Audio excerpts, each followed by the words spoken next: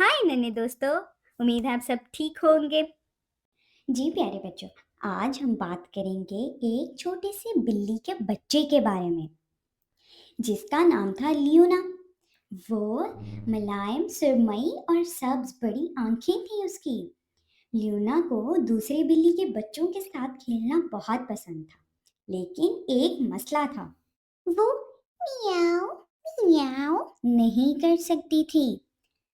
जब टॉम बिल्ली के बच्चे ने जोर से मियाओ किया और काली बिल्ली के बच्चे लिली ने नरम से मियाऊं किया, तो ल्यूना ने भी कोशिश की, लेकिन मियाऊं की बजाय जो कुछ निकला वो एक चूचू था। दूसरी बिल्ली के बच्चे हंस पड़े। तुम परिंदा हो या बिल्ली? टॉम ने उसको छेड़ा। शायद आपको बिस्तर की नहीं, घोंसले की जरूरत है, लिली ने भी मजाक उड़ाया। ल्यूना को दुख हुआ, लेकिन हिम्मत नहीं हारी। वो दिन रात कोशिश करती, दूसरों की तरह मियाऊं करने की कोशिश करती, लेकिन इसने जितनी कोशिश की उसकी आवाज उतनी ही चू चू चू चू चू चू चहचहाती गई। एक दिन तालाब के किनारे कोशिश करते हुए कुछ चिड़ियां नीचे आ गईं। आप हमारी तरह लगती हैं, एक छोटी चिड़िया ने कहा।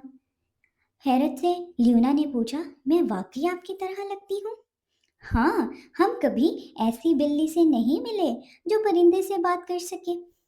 चिड़ियों ने लियोना को परिंदों की नई आवाजें सिखाई, चहचहाना, सीटियां और ट्वीट्स। जल्द ही लियोना परिंदों के साथ किसी भी बिल्ली के म्याऊं से बेहतर बात कर सकती थी। इसने अपने नए परों वाले दोस्तों के साथ मजे करना, चहचहाना और गाना शुरू कर दिया। गांव के मेले में बिल्ली के बच्चों का टैलेंट शो था। टॉम ने ऊंची आवाज में म्याऊं गाया और लिली ने एक नरम और खूबसूरत म्याऊं गाया। फिर लियोना ने कदम बढ़ाए। वो चिड़ियों के साथ चहचहाती, सीटी बजाती और ट्वीट करती। भीड़ ने, वहां के लोगों ने इसकी कारकर्दगी को पसंद किया। सबने तालियां बजाई, बजाकर खुशी का इजहार किया। टॉम और लिली शो के बाद इसके पास भागे। तुम हैरत अंगेज हो लियोना, टॉम ने कहा। आपकी चहचहाहट किसी म्याऊं से कम नहीं, बल्कि बेहतर है, लिली ने कहा। लियोना मुस्कुराई। मुझे लगता है कि मुख्तलिफ होना मुझे खास बनाता है।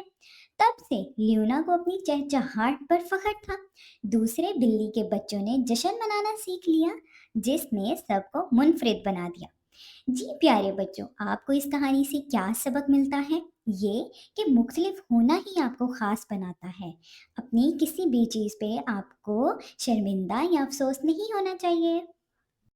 जी प्यारे बच्चों, आपको ये कहानी कैसी लगी? अगर अच्छी लगी हो तो सब्सक्राइब करें, शेयर करें और कमेंट में ज़रूर बताएं कि आपको कहानी कैसी लगी।